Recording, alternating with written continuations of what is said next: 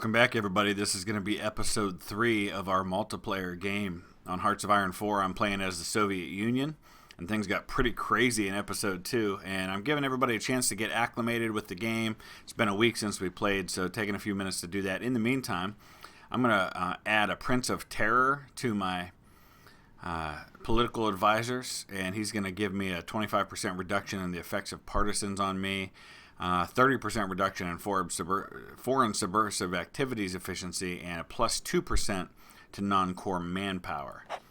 So little things that hopefully should make a difference. In the meantime, I've got some additional units that have entered the fray, and we're going to get them assigned to my various armies, which are kind of spread out all over right now. And we'll get started here in just a minute. Well, my troops are trying to move into this territory so we can get up to the front and really take it to Sweden. But there's a blizzard going on right now, according to the weather, and that's really affecting things. It's making my troops take forever to move, and not only that, I've got supply issues with these troops here, but it seems like it's resolving itself. Once I take out this little pocket of defense here, we can get all our troops up on the line, and hopefully then in the spring we can advance down through Sweden. But for now, he just opened up an area to get through, so slowly but surely I'll start pushing against Sweden. Sweden's the only allied country that actually borders me right now, so this is really the only front that I have for fighting. Just looking at the situation. We're fighting the UK, India, British Malaya, Communist China, Sweden, but only Sweden borders me out of all of these various countries. And we're at a 32% advantage right now in this war. Of course, I got a lot of divisions down here as well, but nothing that I really need to do with those. I just need to keep one eye at all times on the Axis, because I never quite know what they're up to or what they're going to plan to do. But let's start trying to get some of these guys moved in to this territory. Germany just declared war on Czechoslovakia, which means that now I have another front. So I'm going to start moving some of these troops over there. These ones here, we'll just get them lined up on the Czech border. At the very least, make sure he doesn't move in on me. And I'll give some marching orders to at least go in and take a little bit of this territory. It's going to take a little time. It's the middle of December.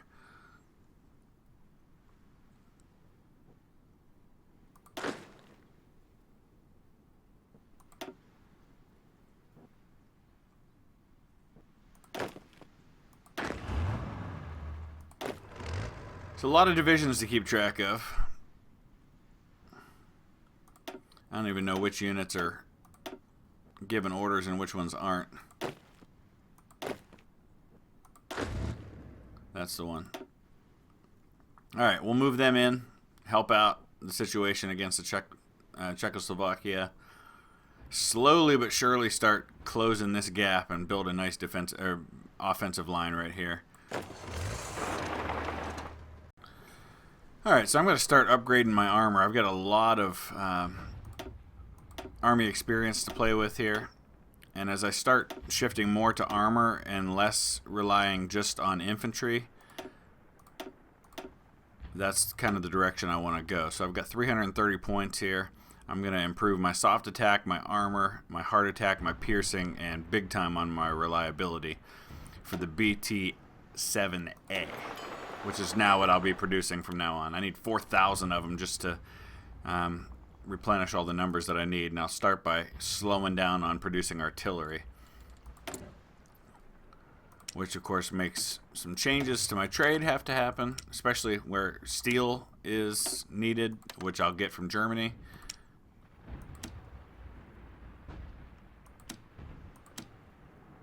I'm getting a lot of things from Germany just because it doesn't require convoys, which I have none of at the moment. So let's take a look at producing some convoys. So really slow going up here in Sweden. Different story down here in Czechoslovakia, where we're marching through nicely. And I've taken actually more territory than the Germans have so far, just because I think the Czechs were more prepared to fight Germany than they were to fight me. So we'll grab as much of that as we can. But I really want to get things moving up here in Sweden. I'm having a little success over here. I need to produce some air bases because I just have nowhere to launch air power right now from up there. Nothing is in range of Sweden, so I got to build some air bases so I can get some planes up there and use my air power to help turn the tide in Sweden once the weather clears up a little bit. Man, no sooner had I stopped recording than Czechoslovakia capitulated, and we also completed a national focus. So we're going to go anti-capitalist diplomacy just because that's who we seem to be at war with, and we're kind of on friendly terms with the fascists right now. So pretty much all of Central Europe now is controlled by the Axis. So there's really not many places left I can go except maybe Hungary. So maybe we'll go ahead and justify a war goal against them and just take them down before somebody else does. So I'll get my troops on the line with Hungary. We'll probably gobble them up pretty fast. Alright, so I've completed my justification for war against Hungary. Let's go ahead and get that going.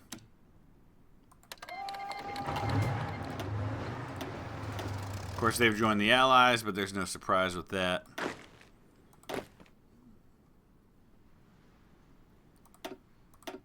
And we'll launch the attack.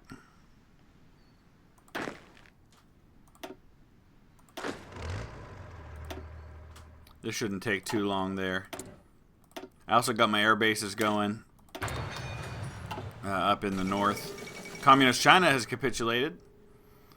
So we've got our air bases going up in there in the north now. So now I've got air superiority against Sweden. Now we just need to start pushing through. And it's just slow going.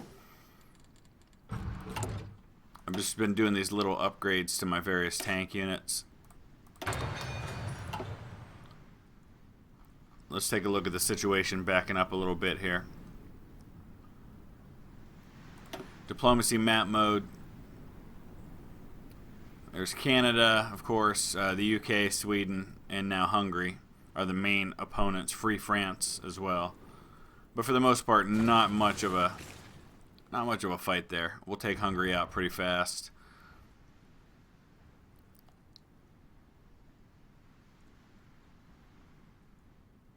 Just got a little autosave here going at the beginning of the month. Those always hang up a bit.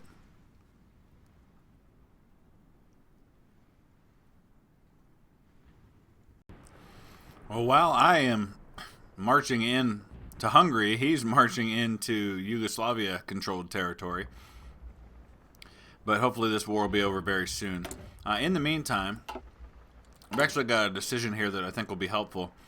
It's war bonds. It only costs 50 in, what do you call it, political power, but it's going to reduce the amount of consumer goods I need for 180 days, so that'll help things a little bit. Improve worker conditions does the opposite, but it helps with stability. My stability is at 52% right now, so if it gets any lower, that may become something I need to do. But at the moment, I think we're okay. Yeah, I don't think I need to add building slots. So I'm queuing up some more military factories. That's kind of my focus on construction right now. Once I repair these couple of things, it's all going to be about more military factories. Because I need to be pumping out more of both tanks and especially infantry equipment, which I'm about to upgrade finally here in 9 more days, and then I'll be adding another tank upgrade, and then I'm going to turn my focus to my air power because I noticed that my air power is pretty weak still. I have a lot of planes, but none of them are particularly strong, and I need some better close air support as well as some better fighters, so that's where the next upgrade is going to happen. I think what we'll focus on here will be these 1940 fighters, even though I'm a little ahead on those. And then well, no, you know what? First we'll go with this close air support right here. Alright, come on, let's finish these guys off. Everything's been slow going, and the things up in Finland or in Sweden have drawn to a complete standstill because of supply issues. So it's really, really hurting me right now, my lack of supply up in that region. Alright, let's get these close air support going. Alright, I think we're about to take Hungary out of this thing. We isolated and destroyed a bunch of his divisions here. He's just going to have Budapest left to take. And we're going to do that here in very short order. I just want to wipe out this little pocket of resistance here. And there we go. Oh no. The Democratic Party has been put in power in the Second Brazilian Republic. Well, Brazil was a country that we actually had being controlled by a human player, but he hasn't been here the last couple of weeks, so that has changed a lot. He was only here for the very first episode. Alright, now we got to move everybody on Budapest. It's the last remaining territory. He's being attacked from all sides. And I don't imagine it's going to take but a couple of days to finish Hungary off. I'm really not sure what the Axis powers are up to at this point, other than kind of consolidating power in the east. Really not sure what Japan's plans are if he's going to go after the United States. We can't even see what his focus is.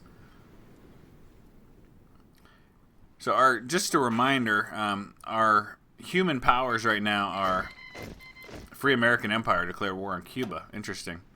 So he's finally getting into the action on war. So we've got all fascist powers except for myself. We've got China, the United States, Japan, and Germany. So the U.S. finally getting in on the war action. He's going after Cuba. He's already landing right at Havana. So best of luck to him in that endeavor. Surprised he didn't go after Mexico first, or Canada. Of course, going after Canada would put him at war with the Allies. Alright, come on. Let's finish these guys off. No. Where are you going? Where are we going?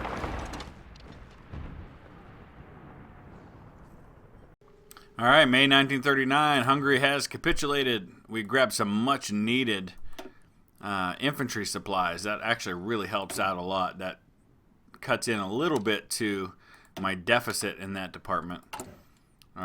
Just kind of taking a look at production here. I was actually down pretty far, but I actually am just reinforcing and upgrading now.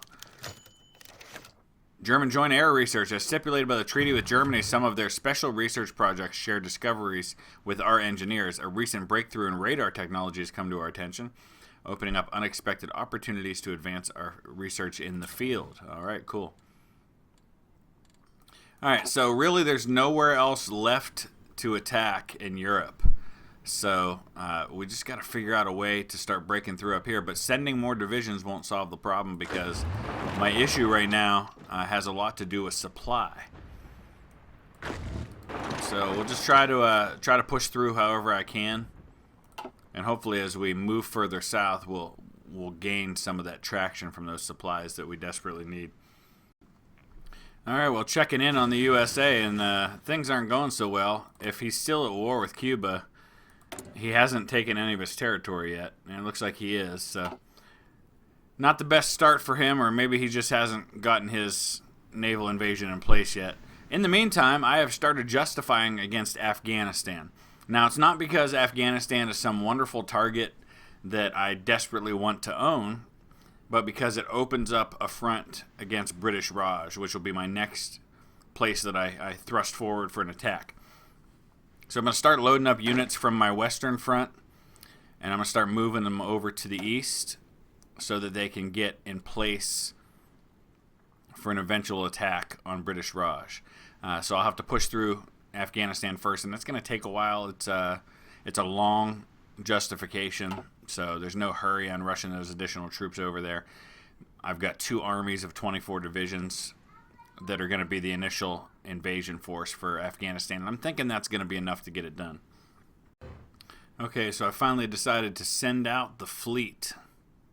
It's not much of a fleet, but maybe it can make a little bit of a difference. So this is the fleet that I'm sending out. It's got 2 pretty early battleships, a ton of destroyers and submarines, none of which are particularly top of the line. So we'll see what happens with them. They may not last very long, but we've got some factory sabotage issues happening as well that I'm going to have to deal with, and trade, as always.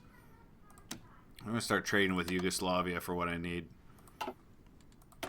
We've got free military factories. So we're going to start queuing up some more things there. We're starting to get caught up on tanks. Still a long way to go, though. And I'm looking at construction. You can see where I'm having some real issues with sabotage. So we're going to have to get up there and deal with that. So I'm going to send these garrison units. I'm going to cancel their current garrison orders. And we're going to garrison them up here and put a stop to the issues of sabotage that are happening. And that's really going to be their only job, is to lower resistance.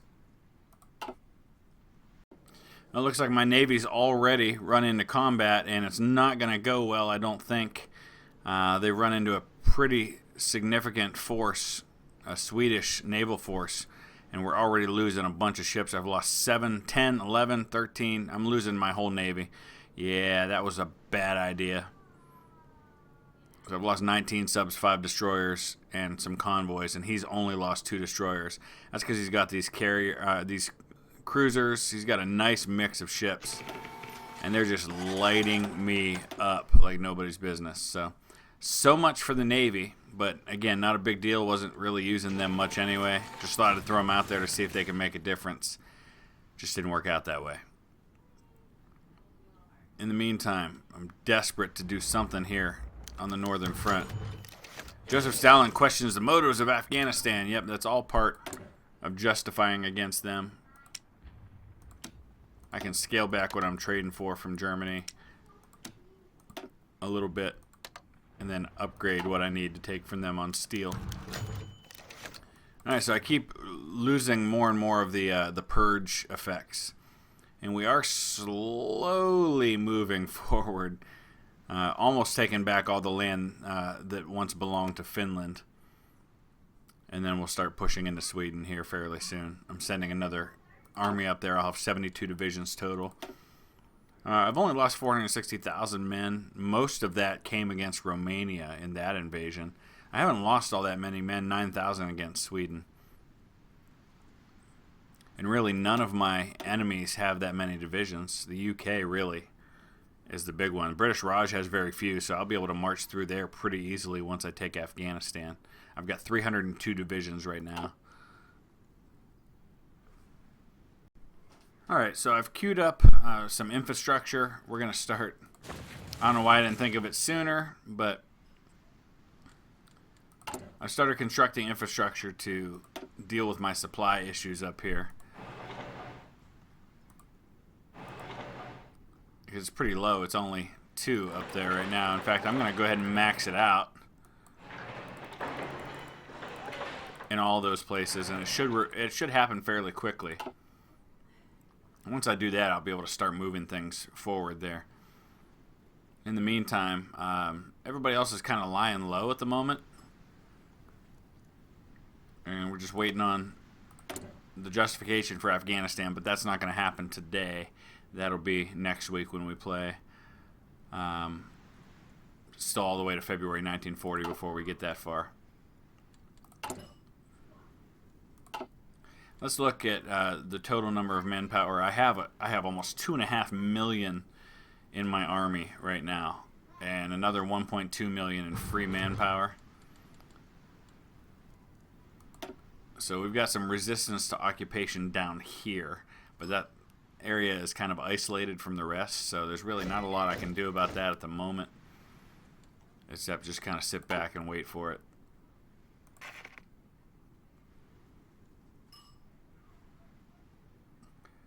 So China says that Sweden's actually been sending landing parties in French Indochina to deal with him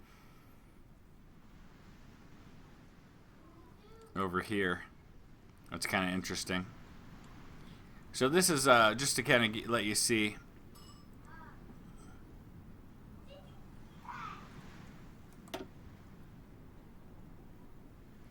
I'm looking to see if there's a way we can see who is a real player and who's not. I think there is, but I'm just not remembering what it is at the moment.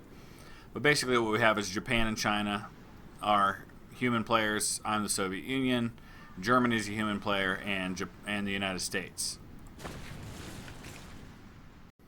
Alright, there's anti-capitalist diplomacy for me. Italy pursues closer bonds with Germany. So let's look back at our national focus now. So here we go. We're going to be able to add a bunch of land forts. Or no, not anti-fascist, anti-capitalists. So we can reconcile Japan. Not sure what that does since it's a human player. But we'll go expand the Red Fleet. Not in an offensive war. Really? Okay, well, I guess I can't do that then, because I could really use some of the things that come along with that. Alright, what do we have here? That's just some political power. We'll go ahead and do that for now. We keep slowing down a little bit on time.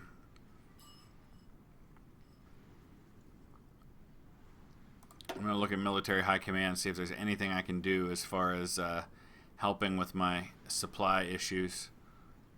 Doesn't appear there is. We can hurt the enemy air support a little bit. I guess that's what we'll do for now. Alright. Let's get this infrastructure going, and then we might be able to have some success up here on our northern front. I added a 3rd division. I'm trying to think of where they are. There, that's them. Okay. So we'll add that to the northern front. A 3rd army, I should say.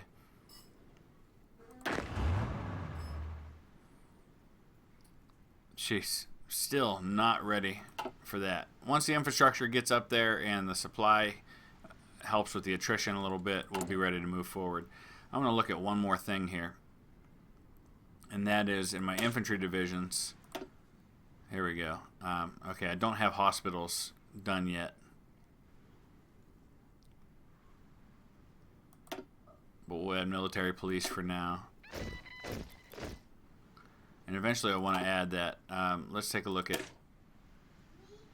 That's not our armored... Yeah, that's our armored divisions. Okay. I'm definitely going to add an engineer company to them. Alright. So I've got all this air experience sitting here, so while I'm waiting to be able to upgrade things like fighters, at the very least I can make them a little better. So I can add things like range, a big amount of range, which I think will really help. Reliability, maybe we slow down on range, make these things more reliable. That'll add, yeah, you know what? I'm less concerned about that and more concerned about making better weapons. Alright, so let's do that. We've got a variant of the fighter now. Of course, the problem is I don't have available factories. There we go. And now we've got some available factories to actually make them.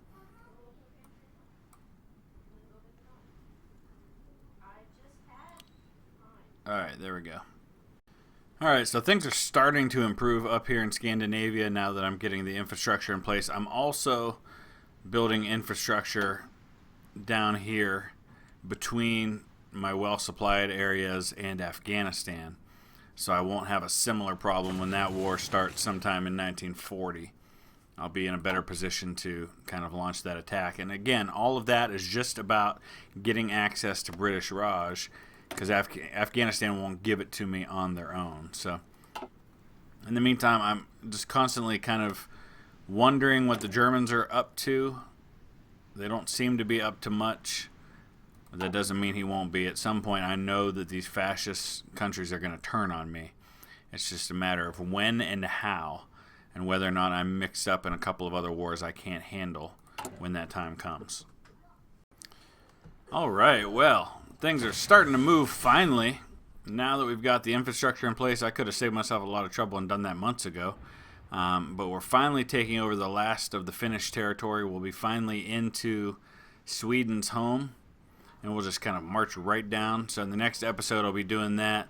I'll definitely be going after Afghanistan, and then I think we'll probably stop and just start preparing for whatever it is these fascists are going to do, because I know that they're probably up to something that I'm not aware of.